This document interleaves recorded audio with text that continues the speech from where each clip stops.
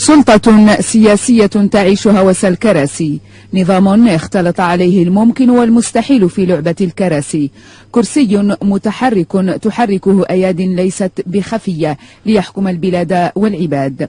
الأيادي ذاتها تجد لكيان وهمي كرسيا بالاتحاد الأفريقي، تستغل شاغرا لتمرر القرارات وتتفنن التضليل داخل المؤسسة الأفريقية، جاعلة كل ما أوتيت من اسودين نذرا لشراء الذمم، متناسية أن شاري الذمم على حساب الشعوب لا بد أن يصفعه التاريخ يوما. هو حال دوامه محال. النفط يخذل الناتج وهوة في الاقتصاد تدفعه للاستدانة، انطلاقا من أفريقيا لتسجل نقطة بداية النهاية. إلا أن لعبة الكراسي تستمر، وكيان صنعه النظام الجزائري يتسبب بتعطيل القمة الأفريقية العربية. المملكة العربية السعودية، قطر، الإمارات، البحرين، عمان تعلن انسحابها.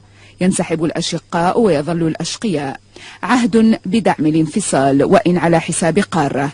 فالهيمنة والريادة حلم يتطلب التضحية بكل غال ونفيس. إخلال كبير بأعمال القمة.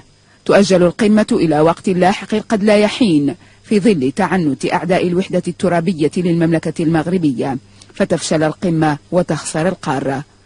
هو المطبخ نفسه بكواليس البرلمان الأوروبي، مناورات معهودة وأجندة مكشوفة، لوبي غفل شعبا يخوض ثورة الجياع في بلاد النفط والغاز وسخر عائداته خدمة لتلك الأجندة. نص معارض لوحدة المغرب في تقرير يعرض على التصويت بالبرلمان الأوروبي.